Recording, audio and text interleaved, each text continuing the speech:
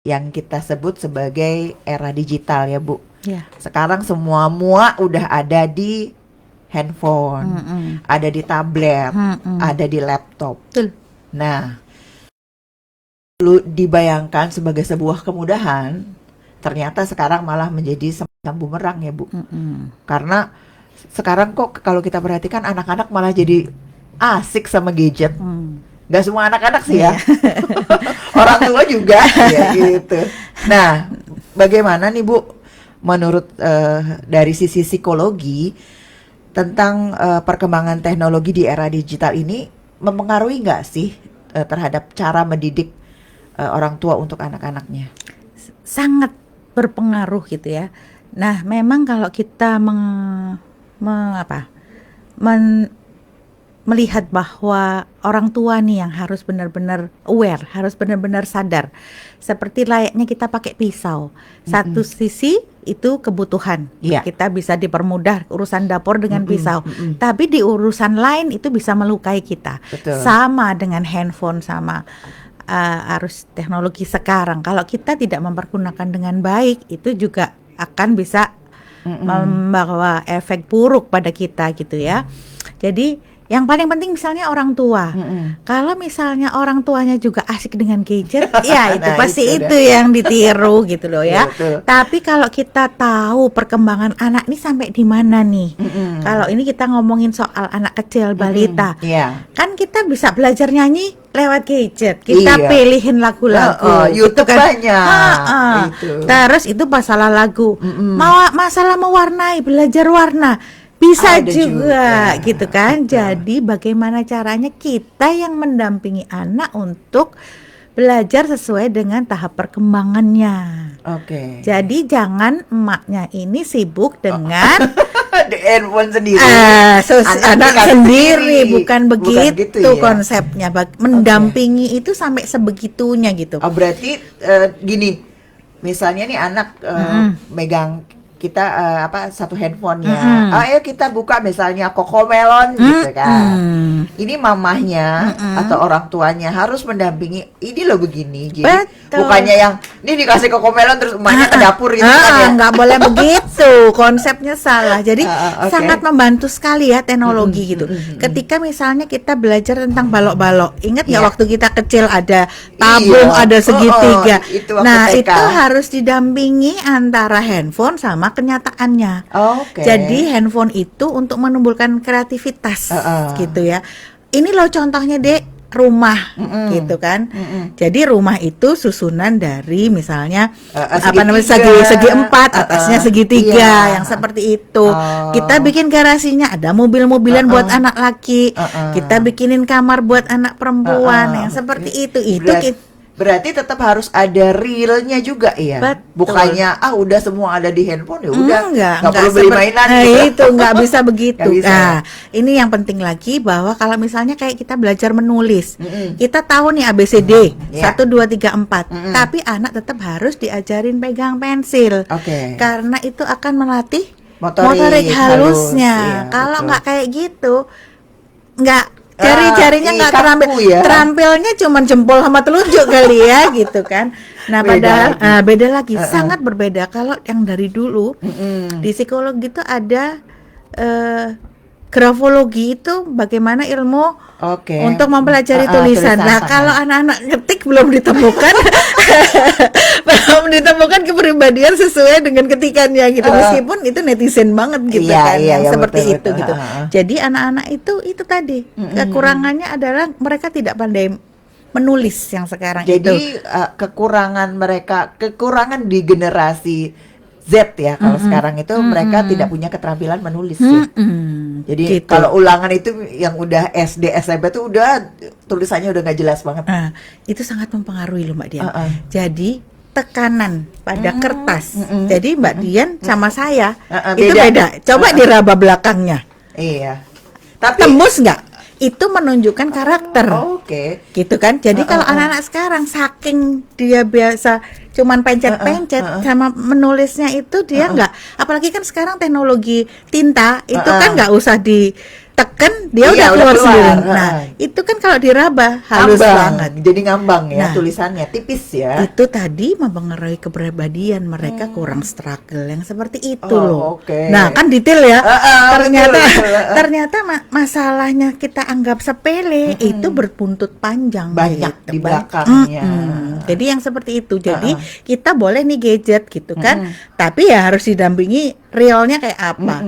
Jadi kalau misalnya kita ngomongin kan banyak tuh mainan balok-balok, Iya. ya ada balok-baloknya dong, Iya. nggak usah mahal, misalnya Iya. kita pakai kardus bekas, Kalau enggak bapaknya suruh kreatif potongin kayu kan. tukang kayu dong.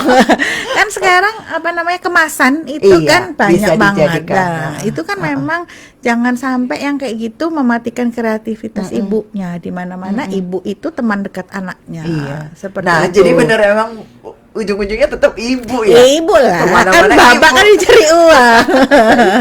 Nah, Bu, berkaitan dengan kemudahan ya, kemudahan informasi, kemudahan sumber apa namanya informasi juga. Menurut dunia dalam dari sisi psikologi, tantangan orang tua di era digital ini sebenarnya apa dan seberapa besar sih tantangan itu? Besar banget, karena semua bisa diklik dan semua dunia terbentang sebegitu luas. Mau informasi apa? Betul. Iya, kalau yang benar. Iya. Nah, ya kita menjaga jangan sampai yang diklik itu yang nggak benar. Meskipun sekarang sudah ada portal-portal yang bisa menjaga, iya. tapi tetap aja gitu kan. Betul. Cara pemilihan tema apa namanya yang diklik anak itu yang tetap Itu orang tua harus berperan ya. Nah, kalau misalnya anak sudah remaja, kita harus jadi followernya dia dong gitu. Berarti minimal kita sebagai orang tua, kalau untuk yang teenage ya, untuk anak-anak yang remaja mungkin yang udah mulai SMP gitu, itu kita follow akun media sosial mereka. Betul untuk sekali. mengawasi ya. Jadi untungnya saya itu punya orang tua juga bukan yang gaptek. Jadi saya alasan kakak jangan macam-macam loh, kamu di follow sama kakung. Betul, bayangin gitu iya, ya. iya. Jadi ini masalah keluarga besar gitu kan. Jadi iya, dia betul. benar hati-hati. Nah, mungkin para netizen yang maha benar itu kakeknya bukan kakek yang tanggap terhadap teknologi sehingga tidak ada pengawasan terhadap itu gitu. Jadi semua yang ditulis itu kan semua yang dikeluarkan begitu saja gitu kan. Iya. Seperti itu. Soalnya juga kan sekarang kebanyakan berpendapat bahwa ini wall aku bebas dong, aku mau nulis apa, mau upload apa gitu kan. Akhirnya jadi kayak ada apa ya, kebablasan gitu, kebebasannya kebablasan. Betul. Jadi itu tadi ya, apa namanya, memang kalau katanya game kita itu menunjukkan siapa kita gitu, apa yang dalam pikiran kita. Iya. Nah itu kalau kita pingin air bening ya kita masukinnya ya air bening, bening, jangan betul. kopi Betul, gitu kan. iya. Jadi kadang-kadang orang sudah terlalu bebas sehingga semua orang boleh tahu. Padahal yang dituju misalnya saya nih lagi sebel nih sama Mbak Dian, saya tulis gitu ya nyindir Mbak Dian. Tapi Yang semua baper orang, siapa? nah gitu kan, gitu. Terus kadang-kadang orang yang lain yang deket sama saya ini buat saya bukan ya, jadi kan berkat itu. Malah jadi ini ya. Jadi yang seperti itu gitu kan. Jadi berantemnya kadang-kadang karena Miss gara-gara sebenarnya. seperti itu. Jadi kan lebih enakan sih sebenarnya, karena saya juga termasuk orang yang kuno gitu kan. Jadi Ya kan? bukan tipe yang mengatakan kesedihan saya di Sosial media gitu. Jadi bagaimana caranya kita mempergunakan sosial media itu dengan baik. Ayo buat jualan aja lah, Iya. gitu kan, biar laku gitu ya. Jangan yang negatif-negatif ya sudah kita timbun sendiri aja Iya, gitu kan. Tidak usah dibagi. Jadi yang dibagi yang kebahagiaan aja, sehingga aura positifnya yang masuk ke kita. Betul. Gitu kan. Apa yang kita tanam itu yang akan kita tuai. Jadi kalau kita menanamkan menanam kebencian ya nanti dapatnya itu itu lagi. lagi gitu. Seperti itu Mbak Dian. Nah, Ibu, sekarang kan nih kalau kita dulu nih flashback ya zaman kita kecil atau generasi anak-anak yang lahir tahun 90-an lah. Mereka masih mengalami yang namanya masa kecil main gobak sodor, lari-lari, main congklak, itu masih ya. Tapi generasi 2000-an itu kayaknya udah nggak mengalami hal itu, apalagi yang 2000 udah kesini nih, udah 20 gitu. Dari 2010 ke sinilah ya, anak-anaknya itu benar-benar yang anak-anak digital. Bahkan mereka nggak punya aktivitas fisik yang berarti, karena kebanyakan asik itulah, pulang sekolah langsung megang handphone. Kalau zaman dulu mungkin pulang sekolah nanti istirahat sebentar, jam 3 keluar main bola lah, entah main karet dengan teman. Sekarang kayaknya nggak ada itu. Anak-anak dan itu juga sebenarnya yang saya lihat di pola sama orang tuanya juga, yang nggak boleh anak keluar gitu. Anak panasan sedikit, ayo pulang gitu. Nggak, anak hujan sedikit dulu gitu. Padahal dulu kita kan ya kita hujan-hujanan, kita panas gitu, kita main di sungai gitu. Nah, bagaimana Bu cara untuk menghadapi anak-anak yang di dunia sekarang ini, di anak-anak sekarang ini yang aktivitasnya tuh kebanyakan dengan duduk lah, berbaring lah, kaum rebahan lah istilahnya, sambil megang gadget. Biar mereka punya kehidupan yang seimbang antara saat mereka online sama saat mereka ada di dunia nyata. Itu kita orang tua harus berbuat apa? Itu yang dilihat siapa Mbak Dian? Di mana Bu? Ya kalau anak rebahan siapa yang dilihat? Emaknya. Jadi yang salah siapa Mbak Dian? Emaknya. Jadi sekarang itu kan semuanya serba, ya kan? Serba membantu kita kalau kita bisa memilih cara yang tepat. Kalau kita mau ke mall, ada playground Mbak Dian. Iya. Ada betul. Trampolin itu, ya bisa ayo bisa dipakai.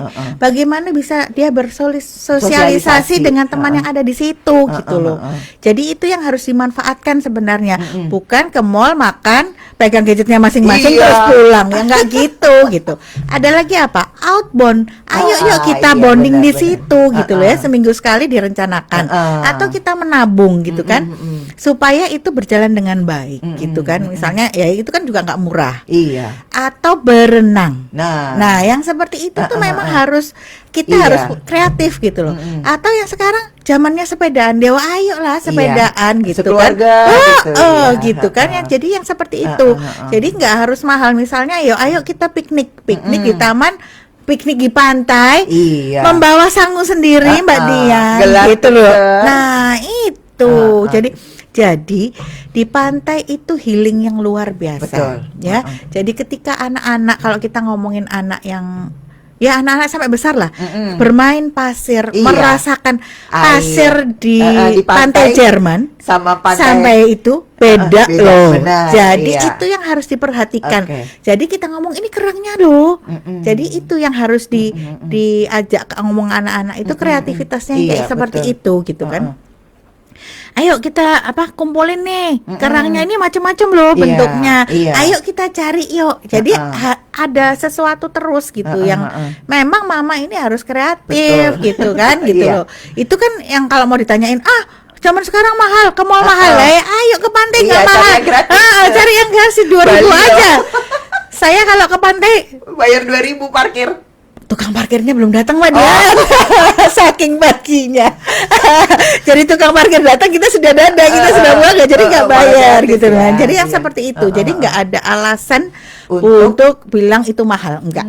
Jadi betapa ya Mbak Dian, kalau Mbak Dian bukan berasal dari Bali, nikmatnya Bali itu oksigennya yang tidak, udaranya luar biasa. Itu yang harus disyukuri gitu ya.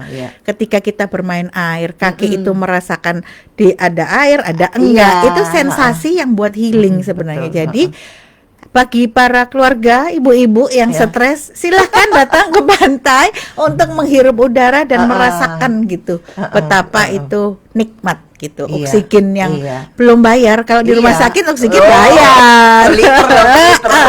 Yang seperti itu gitu. Jadi memang benar-benar kita tuh harus kreatif sebagai ibu gitu kan. Benar-benar asuhnya itu benar-benar gitu. Bagaimana kita harus mendidik, memberikan stimulasi, bagaimana kita memberikan kebutuhan fisiknya, kebutuhan fisik yang menjaga kesehatan, Iya. papan sandang gitu kan. Tapi juga emosinya gitu ya, bagaimana kita mengasihinya tanpa syarat. Kalau sama anak kita kan kita nggak boleh syarat, biar anak nakal Iya, atau apa, tetap itu anak kita gitu. Iya, betul, Gitu betul. Mbak Dia. Dan memang sebenarnya satu keuntungan besar ketika kita tinggal di Bali itu apa namanya, kita tinggal punya asal mau aja lah ya ibaratnya, untuk kita bisa ngajak anak main pasir di pantai, dan pantai itu banyak banget dan kondisinya tuh beda-beda. Beda-beda. Itu yang kita harus kreatif tuh. Nah, misalnya minggu ini kita ke pantai Jerman, besoknya kita ke Kelan lah, atau ke mana, Legian, sampai akhirnya ke Brawe, ke Petiteng sana itu. Aduh, belum sampai sana. Itu semua pantainya beda, dan walaupun satu garis, pasirnya warnanya juga beda. Dan itu sensasi di kaki. Jangan pakai sepatu, jangan pakai sendal, karena memang di situ terapinya. Betul. Jadi Oke. orang-orang yang apa namanya punya stres, punya apa depresi, ayolah ke pantai, rasakan bedanya, biar oke. kakinya Menyentuh. grounding, Ya, iya, grounding. betul, Misalnya betul. gitu. Nah, ini mudah-mudahan sahabat Thompson yang sedang mendengarkan kita langsung ya. Oh iya, Punya nanti ide. nanti sore ajak anak-anak Rame langsung pantai. Diserbu sobat Thompson News ya. Nah, Bu, apakah teknologi bisa juga dipakai sebagai alat pembelajaran yang efektif untuk anak-anak kita? Nah itu tadi. Jadi memang ide-idenya kita ambil dari YouTube, dari Instagram. Jadi kita follow-nya itu yang kreatif, bagaimana melipat origami itu kan gitu kan. Jadi banyak ide-ide kreatif yang kita dapatkan dari Media sosial. media ya. sosial gitu. Jadi seperti itu gitu. Bagaimana kita memang mencarikan untuk anak-anak sesuai dengan umurnya gitu. Iya. Jadi yang dibuka tuh jangan Shopee. Iya. belanja lagi gitu Ibu-ibu nah, biasanya gitu. gitu. Lo boleh, tapi cari mainan anak-anak Iya. gitu kan, yang sama-sama misalnya sama-sama yang dilihat di YouTube-nya gitu kan. Jadi Iya. ini seperti ini nih gitu kan. Seperti Betul. itu. Itu juga salah satu kemudahan ya Bu di era digital ini ya. Bisa belanja jarak jauh. Nggak usah Dan repot. ngirit waktu. Betul. Kalau kita harus datang ke mall, belum tentu di mall ini ada nanti ke sana. Iya, Nah, capek. dengan adanya toko di dunia maya kan kita tinggal Geser-geser. pindah-pindah aja gitu kan, asal Betul. punya kuota. Nah, sekarang Bu, kan kadang kita tuh sebagai orang tua tuh memberi batasan ke anak-anak ketika mereka memegang gadget itu kan susah banget ya Bu. Ada tips nggak untuk kita orang tua bisa memberikan batasan ke anak, tapi anak nggak merasa terkekang? Nah, itu agak susah ya. Gadget itu termasuk TV, termasuk alat-alat yang elektronik seperti itu. Sebenarnya anak-anak itu hanya boleh memegang alat elektronik itu hanya 2 jam sehari. Oh, Tapi kan nggak mungkin ya. Iya. Karena dia pingin dengerin musik, Iya. dia pingin ngerjain PR. Tugas juga, tugas sekarang lewatnya online gitu kan. Jadi kita tahu aja kebijaksanaan sendiri-sendiri, juga tergantung dengan umurnya. Sama mamanya ini harus memberi contoh gitu. Ketika kita melarang anak kita nggak pakai gadget, tapi kita pakai gadget. Iya. Nah itu kan buat saya nggak adil. Benar. Karena anak-anak kalau sampai dia pegang gadgetnya lama, berarti emaknya lebih lama lagi. Ya karena itu yang dicontoh Iya, gitu iya. kan. Itu tadi loh, apa namanya, konsekuen antara apa yang dikatakan sama yang dilakukan gitu. Berarti memang di sini lagi-lagi ke emak ya. Memang sumber dari segala sumber. Karena emak itu madrasah, bapak itu kepala sekolahnya. Bagaimana bapak juga handle dan saling bertanggung jawab lah. Karena keluarga itu bukan hanya Ibu, milik emak, iya. mama bapaknya juga pasti Harus, juga berperan gitu kan, seperti itu. Nah itu yang tadi ketika emak ini sudah lelah, bapaknya ini juga harus punya figur sendiri. Bapak itu kalau buat anak laki-laki itu figur pemimpin, Iya. sedangkan kalau buat perempuan itu pacar pertamanya. First Jadi love ya. jadi yang seperti itu. Heeh. Dua-duanya penting, bapak penting, ibu penting Iya, gitu kan. Sinergi yang luar Iya. biasa sebenarnya kalau bisa kompak. Betul. Nah, masalahnya kalau nggak bisa kompak itu kan Iya. kawat. Nah, makanya bapaknya pulang kerja, bukannya setelah seharian bekerja sampai rumah terus ketemu anaknya main sama, malah dia main game sendiri. Nah, itulah Yang itu banyak tadi. terjadi kan seperti itu. Jadi Gitu. jadi jangan hanya salahkan ibu juga, karena bapak juga berperan penting gitu kan, memberikan contoh itu tadi. Jadi ya ayo apa nih, bersihin motor kah, bersihin mobil kah gitu, yang melibatkan anak ini Anak-anak juga. dibawa, Jadi ya. ini gini ya, kalau di golongan menengah ya apapun itulah ya, Iya. anak-anak itu tidak dibiasakan untuk punya kebiasaan mandiri untuk melakukan kegiatan sehari-hari. Jadi menyapu, mengepel, Iya. bersihin tempat tidur itu penting banget. Itu harus Gitu kan. jadi kayak modal awal ya sebenarnya. Betul gitu ya. Jadi saya nggak tahu sudah cerita nggak sama Mbak Dian yang apa namanya, ada orang kaya, terus anaknya lulus SMA, terus dia bilang kamu nggak usah kuliah nak, ini apa namanya, hartanya ayahmu itu bisa kamu Udah enak-enak cukup, aja gitu kan. buat hidup 7 turunan. Ternyata bapaknya sakit. Oke. Masuk rumah sakit dengan biaya yang luar biasa sampai habis, sampai punya hutang, dan anaknya nggak Nggak bisa bisa ngapa-ngapain apa-apa. karena dia tahunya main game. Oh lah, ya Allah. Jadi kita tahu, kita harus ngajarin anak bahwa dunia itu bisa berputar gitu ya, Dalam waktu cepat. dalam waktu cepat. Tapi kalau misalnya yang belum punya itu memberikan harapan bahwa nantinya kita juga berubah, iya. akan berubah. Bagi yang sudah lagi di atas, jangan Jangan terlena. karena apapun bisa terjadi Iya, gitu kan. Kalau orang kebakaran aja Mbak Dian, Iya, langsung hilang. langsung hilang. Dalam Yang sekejap. seperti itu, yang kita waspada apa gitu ya. Jadi dibiasakan bahwa kita itu harus hidup mandiri itu tadi, memenuhi kebutuhan sendiri. Baik kebersihan, apa kamar, Iya. nah itu memang harus dilakukan sendiri gitu kan. Minimal ya.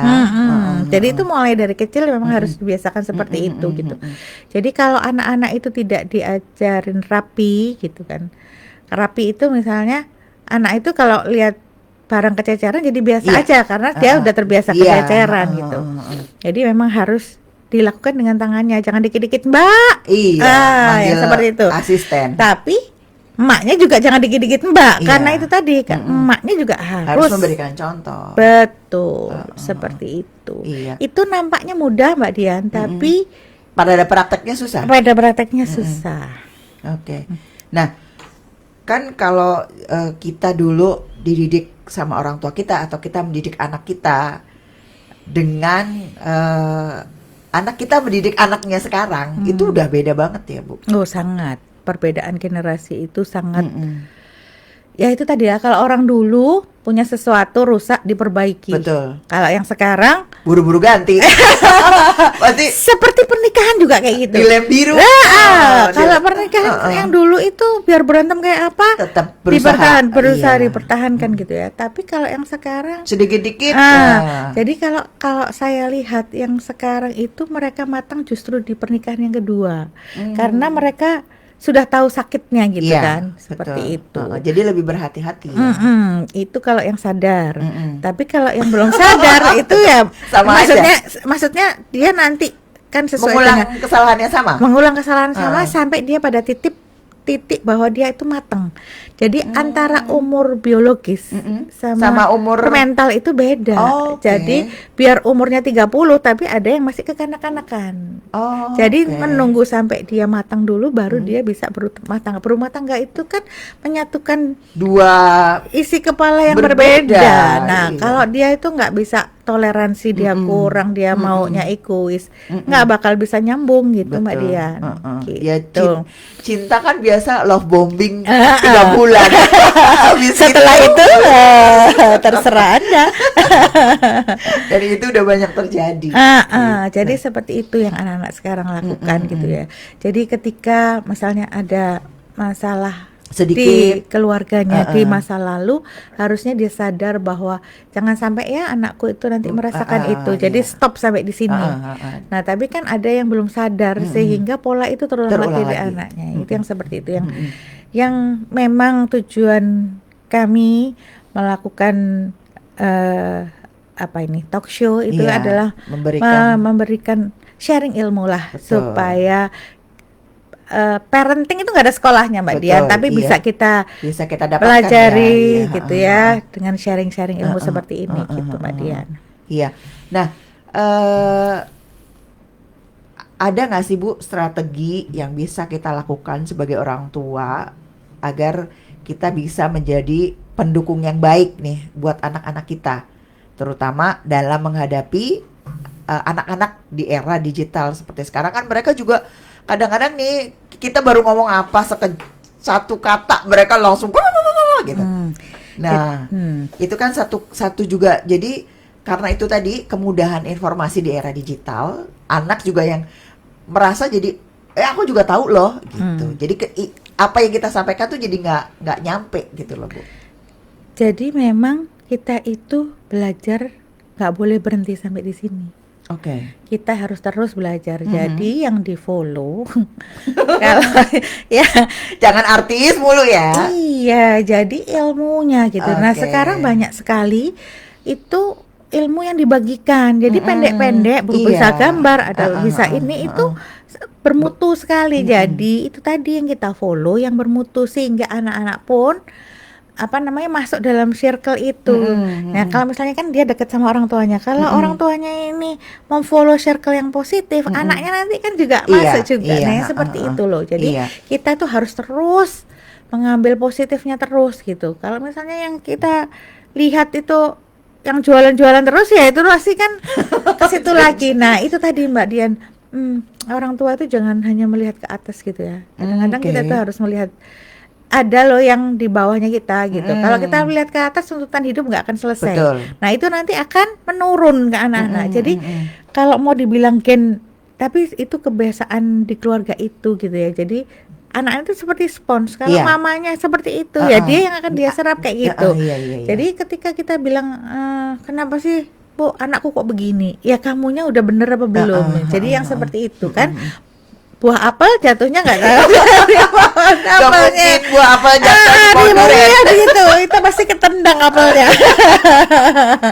Jadi seperti itu gitu Mbak Dian. Jadi mama ini perlu belajar terus gitu ya. Sekarang sudah dipermudah dengan gadget.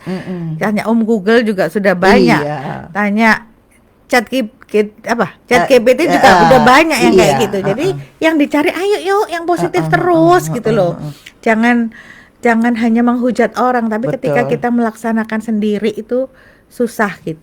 Seperti itu. Iya kan, apalagi sekarang ya, maksudnya apa nih yang lagi viral, udah ikut-ikutan komen lah. Padahal sebenarnya tanpa disadari kita komen negatif, itu negatif itu baliknya balik lagi ke kita. Jadi kalau kita lihat informasi hanya untuk informasi supaya kita tidak ketinggalan itu. Betul. Gitu kan. Tapi nggak usah dibahas terlalu jauh. Ketika kita pada posisi itu belum tentu kita juga bisa. Seperti itu gitu loh. Jadi kita harus berkumpul dengan orang-orang yang punya vibe positif juga gitu kan. Kalau kita ambil yang negatif ya sudah. Jatuhnya ke netizen yang budiman itu tadi. Maha benar netizen dengan segala kataannya. Yang seperti itu Mbak Dian. Jadi ayolah kita kita bentuk kelompok belajar yuk gitu kan, parenting yang bagus yuk gitu supaya kita sadar bahwa kita punya tanggung jawab sebagai orang tua, diberikan amanah gitu kan. Anak itu bukan hanya disuapin nasi gitu. Betul. Kan, tapi kan harus dengan kasih sayang, dengan doa-doa gitu supaya dia tumbuh dan berkembang. Tumbuh itu kan secara fisik, berkembang itu secara psikis gitu. Seperti itu Mbak Dian. Ya memang berarti memang di sini yang harus dicerdaskan dulu itu ibunya. Betul. Ibunya jangan berhenti belajar. Jadi jangan, kadang-kadang kan banyak Bu yang orang-orang tuh ibu-ibu gitu ya di luar sana yang aku mah nggak ngerti, aku mah nggak bisa gitu. Jadi banyak juga orang tua yang ya udahlah terserah anaknya aja. Ya janganlah. jangan seperti itu gitu. Kita katanya mau anaknya pinter, ya maknya harus pinter dulu gitu karena membimbing. Kalau misalnya kita nggak tahu, kita terus terang, mama dulu waktu sekolah nggak diajarin itu, ya cari-cari sama-sama di Google yang benar gitu kan, seperti itu gitu. Karena informasi bisa jadi jangan takut terhadap teknologi, tapi kita bersahabat dan berteman dengan teknologi yang benar. Iya, gitu jadi kan. memanfaatkan benar ya. Benar gitu. Jangan kita dimanfaatkan. Oh ya, tadi itu kita juga harus tahu bahwa teknologi itu ada penipuan yang bisa menyusup, seperti misalnya kita pakai WhatsApp gitu kan, ada diblokir. Iya. Nah, diblokir pun kalau kita bukan di titik 3 itu tapi ditulis diblokir, itu kan juga bisa bermasalah gitu kan. Jadi kita tuh harus aware yang sampai di situnya gitu. Sampai dulu kalau kita salah ngeklik gambar APK, nah yang kayak gitu kan. Nah, itu yang informasi-informasi itu yang harus kita cari terus gitu kan. Itu yang harus disampaikan pada grup, bukannya yang ada apa terus di-share di grup gitu kan. Enggak gitu kan. Iya.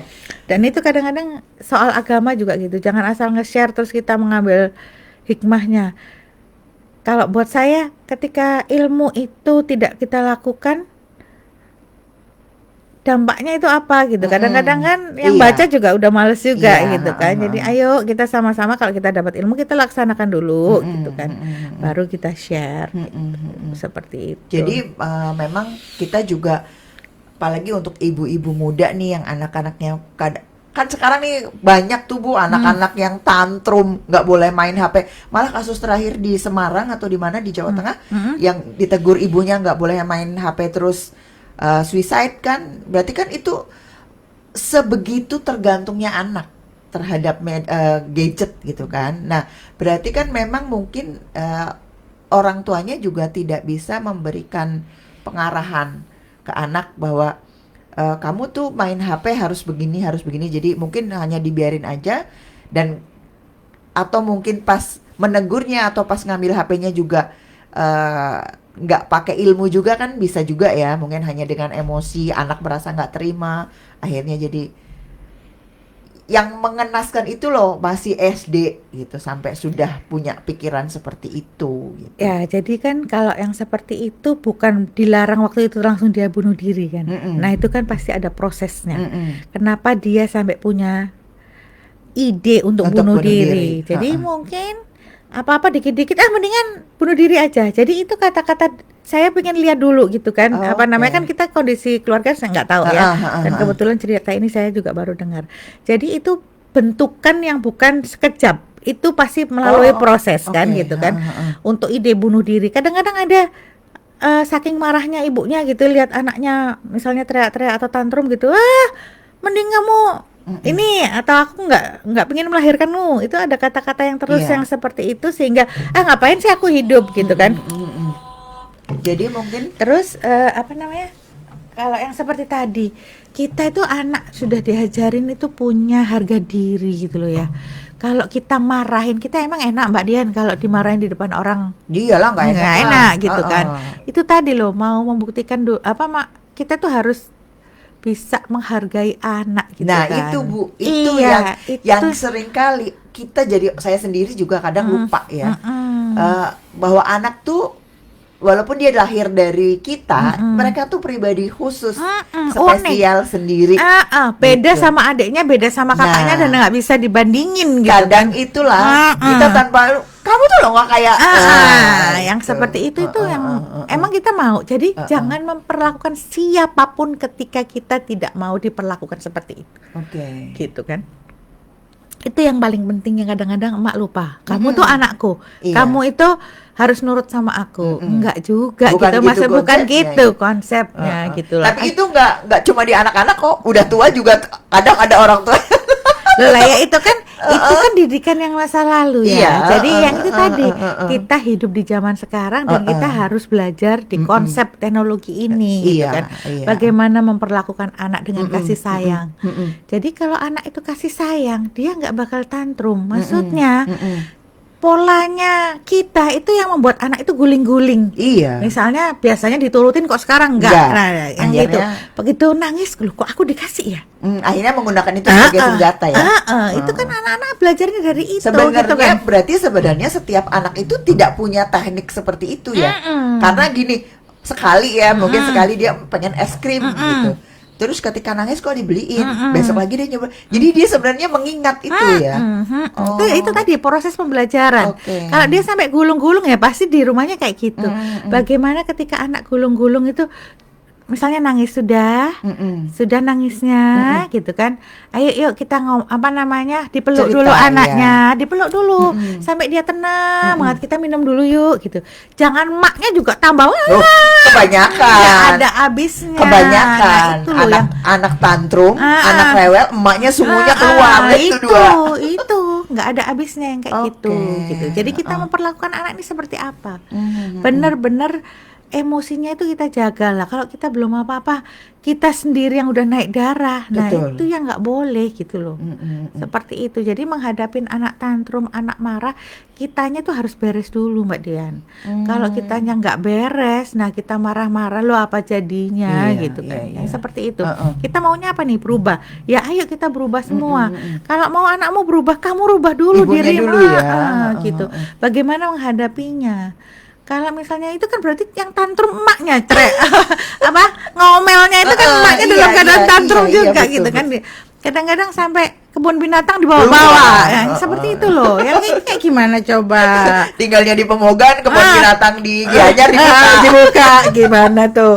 Menyebutkan nama-nama binatang. Itu pelajaran apa hari itu kan gitu ya. Seperti biologi. itu dah ya. Yang seperti itu gitu loh Mbak Dian. Jadi jangan sampai anak yang tantrum, kita lihat dulu nih keadaan tantrumnya seperti apa. Apa awal mulanya dia seperti itu gitu kan. Jadi perlakuan apa yang dilakukan ketika anak itu tantrum gitu. Oke. Gitu. Nah, kadang-kadang kan Bu, banyak sih ya sekarang ibu-ibu tuh terutama ya, yang memang batas ambang kesabarannya tuh tipis banget. Dan kadang-kadang sebenarnya ibu tidak ingin melakukan itu. Tapi karena mungkin masalah di dalam dirinya yang bertubi-tubi, akhirnya jadi ketika ada trigger anak rewel, dia tuh kayak ngambil kesempatan gitu loh Bu untuk ngomel gitu. Untuk balas dendam. Nah, padahal ibaratnya gini, ibaratnya kayak supelannya dibuka deh udah keluar semua gitu. Nah, itu yang harus dijaga gitu ya. Bahwa memang ketenangan itu, kita pengen tenang nggak? Iya pastilah. Nah, kalau itu pas emosi harus bisa mawas diri. Biasanya itu berkaitan dengan kalau di Islam itu kita puasa, Mbak. Untuk mengendalikan emosi ya. Betul. Dan juga jangan makan daging. Jadi kita banyakin sayur sama buah karena itu pasti mempengaruhi ke emosional. gitu kan. Seperti itu gitu kan. Kopi juga. Kalau sudah tahu kayak gitu ya kurangilah kopinya. Jangan dikit-dikit kopi alasannya ngantuk-ngantuk sehari bisa 3 cangkir gitu ya. Yang seperti itu. Jadi kita tahu yang seperti itu karena pasti hubungannya antara makanan, pola hidup, pola pikir itu yang harus kita kelola. Jadi jangan sampai kita menyimpan bom waktu di diri kita sendiri gitu kan. Jadi seperti itu. Kasihan anak ya, anak yang harusnya mungkin si anak itu juga bertanya-tanya, emak gua kenapa ya? Emak gua kenapa sih kok begitu? Padahal ibaratnya mungkin dia merasa aku loh cuma melakukan ini kok, mamaku begitu gitu ekspresinya. Gitu. Itu nanti kan dibalas ketika emaknya ngomong sedikit, anaknya bisa. Itu kan itu tadi Mbak proses.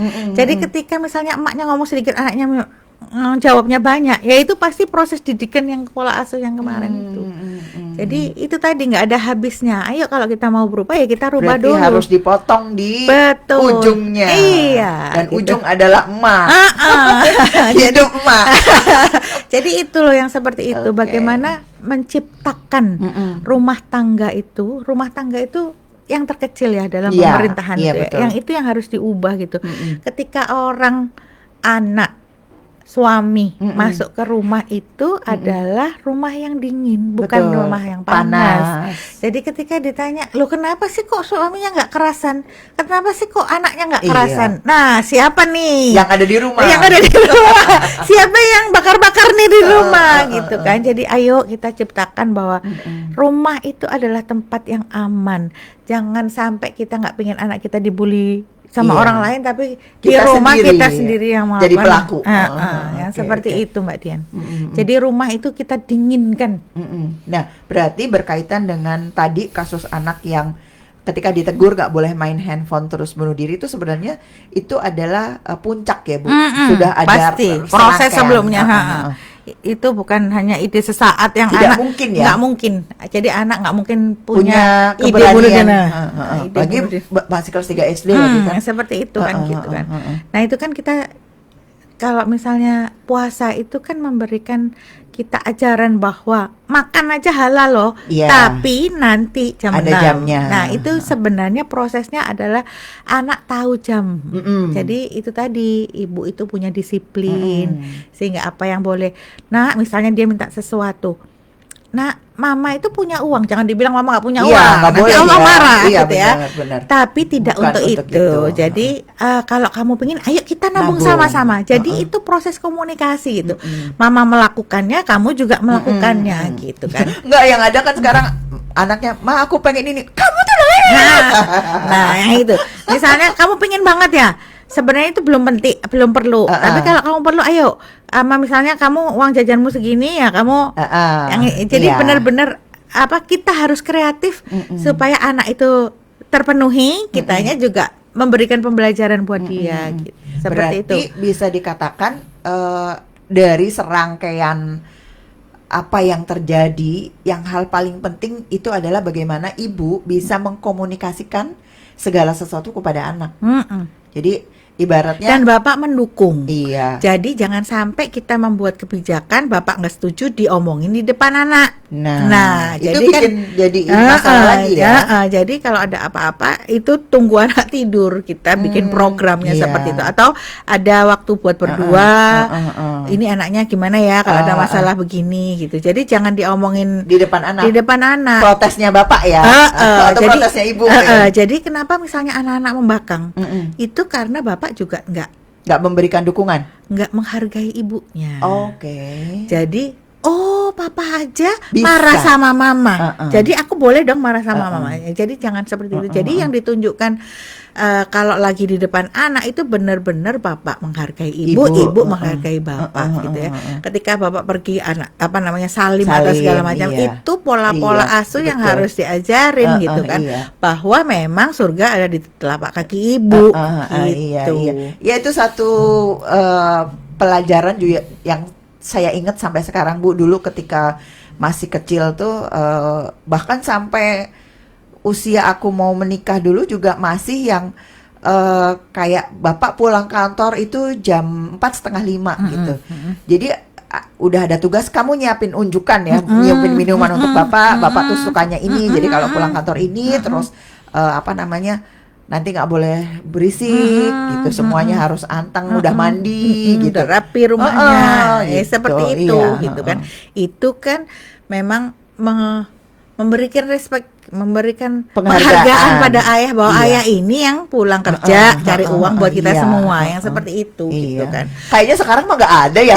Nah ya itu kan, itu yang harus ternyata yang pola asuh itu yang dibutuhkan, yang seperti itu bukan kuno, tapi menciptakan penghargaan terhadap tugasnya masing-masing. Berharga bagi bapak, semua di rumah itu orang penting yang kita harus respect. Itu yang paling penting. Kita punya bapak, punya ibu, punya anak, itu punya harga dirinya sendiri-sendiri yang kita harus sama-sama menjaganya, jangan malah diinjak-injak. Betul. Gitu. Sampai ke ibu itu ngajarin bahwa ini piringnya bapak, ini gelasnya bapak, jadi nggak boleh dipakai. Nah akhirnya dari situ kita masing-masing punya nih, punya benda sendiri-sendiri gitu. Ya kan masing-masing keluarga itu beda.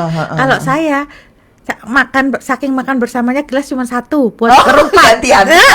Tapi nikmatnya di di situ Iya, gitu iya, kan gitu. Seperti itu ya. Kita punya cara sendiri-sendiri, cara sendiri-sendiri. tapi yang penting intinya adalah kita tahu cara menghargai masing-masing anggota keluarga. Oke. Gitu. Gitu. Jadi seperti ini Mbak Dian, kolam renang. Kadang kan anak ini masih 2 tahun 3 tahun, Iya. ya kan? Habis berenang diganti di situ. Nah nggak boleh tuh Mbak Dian. Iya. Auratnya diliatin ke banyak Kan orang. langsung mentas di pinggir kolam, langsung diandekin itu, ditelanjangin. jadi itu harus dari situ aja udah harus ini. betul. Jadi itu menghargai tubuhnya anak. Jadi mulai kecil kita ngomongin bahwa yang ditutupin baju ini nggak boleh dilihat sama orang, siapapun, kecuali orang tua. siapapun itu ya. Maksudnya yang boleh aja mamanya yang boleh mandiin gitu kan, papa aja nggak boleh gitu iya. kan. Tapi bukan berarti takutnya nanti kalau anaknya kecil mamanya nggak ada, nanti papanya nggak boleh mandiin. Jadi kan memang serba malah salah iya. ya seperti itu. Gitu. Jadi memang itu kebijaksanaannya. Benar-benar kita harus belajar parenting itu di situ. Gitu. Kita nakut-nakutin anak. Kamu kalau nggak makan nanti ke dokter disuntik. Iya. Janganlah. Iya, bener. Ketika anaknya sakit dia ke Bener-bener dokter itu dia udah takut dia banget. lihat dokter tuh udah momok ya. Jadi jangan kayak gitu. Kita ke dokter itu biar sembuh. Disuntik sakit tapi Iya. itu obat. Jadi yang seperti itu. Tapi sekarang kan nggak ada buku dokter disuntik. Ya. Nggak ada Ya sekarang. kan takutnya langsung diinfus. Sekarang kan lagi DB nih. Yang seperti Iya. itu gitu loh. Supaya anak jangan, karena itu tadi ada setan. Jangan menciptakan Iya. setan dulu Padahal lah. Setannya di depannya. Seperti itu gitu loh Mbak Dian. betul. Jadi benar-benar kita tuh kalau ngomong tuh harus Hati-hati. dipikir gitu. Iya. Kadang-kadang memang harus ditulis dulu supaya kita belajar. Namanya belajar ya. Misalnya kita bangun pagi. Bangun pagi dulu semua. Jangan seperti itu. Bacain doa bangun Dulu, tidur. iya. Kalau misalnya anak itu harus bangun jam 5 lah, kita harus bangun setengah Sebelum 5. jam 5 udah bangun. Jangan kita jam 5 kurang 5 terus anaknya gitu. Yang seperti itu gitu loh. iya. Loh, tapi Bu, kan saya harus nyiapkan makan lah ya. Berarti itu harus dihitung. Jam berapa kita harus menyiapkan, jam berapa kita harus Iya. membangunkan. Jadi kita punya schedule sendiri Iya. gitu loh. Kayak orang kantoran lah Iya. gitu kan. Jadi kalau mau anaknya juga nggak temperamen, banguninnya juga jangan Harus pakai pelan-pelan, intonasi iya. tinggi. Jangan pakai emosi. Jangan sudah langsung frekuensinya sudah langsung di atas gitu loh Mbak Dian. Lagi kan pada saat bangun tidur itu kan kita lagi ada di gelombang alfa Nah, tuh. Kalau itu. dimasukin hal-hal yang negatif, itulah yang merekam. Jadi Bahaya. jangan membuat paginya itu amburadul Betul, gitu kan. iya. Ketika kita bangun dengan Suasana yang nggak enak, biasanya kita terus. seharian itu terus gitu kan gitu. iya. Katanya maunya anaknya pinter Iya. lah kan, kita membukanya dengan horor. Gimana coba gitu kan. Itu Betul. tadi loh yang apa nggak terasa di kitanya Betul. gitu. Banyak Gitu sekali lah. sih Bu yang ibaratnya yang menurut kita biasa-biasa aja, ternyata justru dari situlah sumber. Kekacauan dan keributan itu tadi gitu kan. Itu masalah gampang, masalah sepele, tapi Betul. ternyata Nah, sekarang Bu, saran Ibu sebagai seorang psikolog untuk kami orang tua agar bisa membantu memahami dan mengatasi dampak negatif dari paparan teknologi ini apa sih? Apa sih yang harus kita lakukan orang tua nih untuk menjaga anak-anak agar jangan sampai mereka terkena paparan negatif dari teknologi yang seharusnya itu jadi sesuatu yang baik, justru kita malah jadi kena imbas negatifnya. jadi kita memang harus belajar anak-anak itu sesuai dengan tahap perkembangannya gitu ya. Ketika anak itu di PAUD, ya kita berkomunikasi dengan cara PAUD. Gimana sih caranya? Ya kita tahu pembelajaran di PAUD itu apa aja. Lagu apa yang dinyanyikan, terus di sekolah diajarin Ajari apa, apa. di rumah diulang lagi. Jadi Oke. ibunya memang nggak boleh malas. Itu yang penting. Terus belajar dan nggak boleh malas gitu ya. Sekarang tuh gampang kan Mbak? Kita lihat aja misalnya kayak TikTok, ada yang lagu yang apa namanya duet antara Iya. anak itu kita coba. Karena itu apa? Kelihatannya itu enteng tapi itu gerak Iya, gitu kan. Itu kan harus kayak olahraga. Ah. Nah, itu kalau mau dipikir itu ritme, ada anak yang nggak bisa ngemat. Iya, Ya. nggak bisa ngikutin. Nggak bisa ngikutin, tapi nah itu yang harus dipelajarin yang seperti itu gitu kan. Ada lagi misalnya, ya itu tadi kalau origami kita belajar, Iya. nah itu kalau yang buat PAUD, nanti kalau yang Udah SD, udah TK beda lagi. SD beda Kita kalau lagi. misalnya ada pertemuan di sekolah, itu ya kita datang karena kita tahu apa namanya masalah apa sih yang Iya. sedang ada di kelasnya gitu. Yang agak ngeri ketika saya ke Surabaya kemarin itu kita itu kan sudah kumpulan nenek-nenek nih. Nah, nenek-nenek ini pada ngurusin cucunya gitu kan. Terus neneknya nih lihat, loh, kok celananya diprorotin, laki? Kok kelihatan belahan belakang gitu kan? Loh, nek ini kan cool. Hah? Itu anak TK. Gaya bajunya sengaja celananya dipelorotin katanya cool. Itu. Jadi yang seperti itu kita tuh memang harus tanggap. Jadi ayo diurus ke sekolah yang seperti itu loh, bahwa kita tuh peka terhadap setiap perubahan yang terjadi pada anak gitu. Jadi apapun itu gitu kan. Sekarang itu kalau dulu kan kita jaga anak perempuan susah. Sekarang laki perempuan sama aja. Iya. Karena laki-laki bisa kena serangan LGBT juga Betul. gitu. Itu yang memang bukannya menolak ya, tapi memang tidak sesuai kodratnya gitu kan. Yang seperti itu yang harus kita jaga gitu kan. Karena Iya. itu kan seperti penyakit menular yang harus Betul. kita jaga gitu. Iya.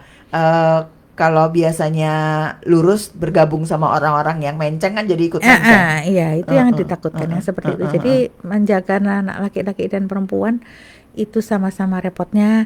Kita memang harus menjaganya dengan doa gitu kan. Tidak cukup Itu. dengan penjagaan ini ya. Jadi tetap kembali lagi ke agama gitu kan, bahwa kita minta pertolongan ketika kita tidak sedang berada di sisi anak, ada yang menjaga. Iya. Seperti Nah, itu. Ibu, dari perbincangan kita tadi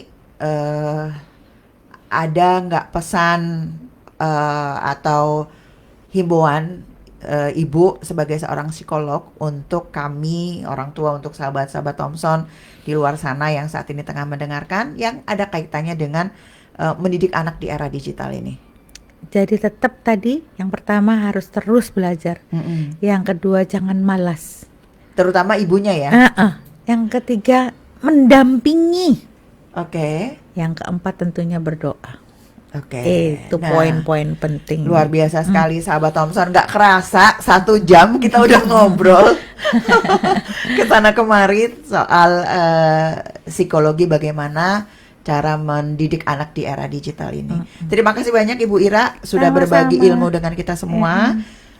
Semoga berkenan dan ada manfaatnya. Insya Allah bermanfaat. Dan sahabat Thompson, semoga apa yang kita perbincangkan pada kesempatan sore hari ini bisa membawa insight baru dan bisa memberikan pencerahan bahwa kita sebagai orang tua, apalagi ibu ya, tetap kembali bahwa semuanya ada di tangan ibu. Marilah kita sebagai ibu-ibu yang ingin punya generasi anak-anak yang jauh lebih baik nanti di masa depan, mulai sekarang kita merubah dari diri kita sendiri dulu sebelum kita menginginkan perubahan ada pada anak-anak kita. Betul. Oke, terima kasih Bu Ira. Kita akan jumpa lagi minggu depan, tentu saja Insya Allah. dengan tema-tema yang jauh lebih menarik. Dan sahabat Thompson, akhirnya tuntas sudah kebersamaan kita di kesempatan sore hari ini di hari Rabu 6 Desember 2023. Terima kasih banyak. Didiana undur diri, kita akan jumpa lagi esok. Selamat sore dan tetap semangat.